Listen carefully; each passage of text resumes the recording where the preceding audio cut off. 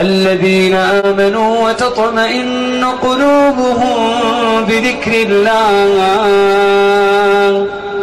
ألا بذكر الله، ألا بذكر الله تطمئن القلوب.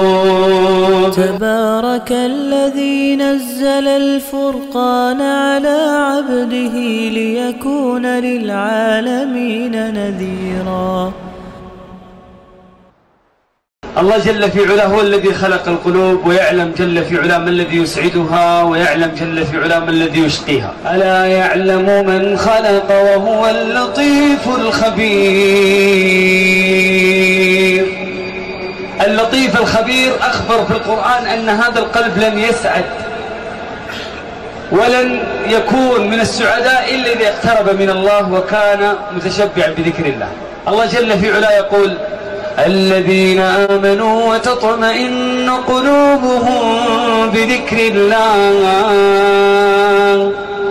ألا بذكر الله، ألا بذكر الله تطمئن القلوب. الذين آمنوا وعملوا الصالحات طوبى لهم، طوبى لهم وحسن مآب.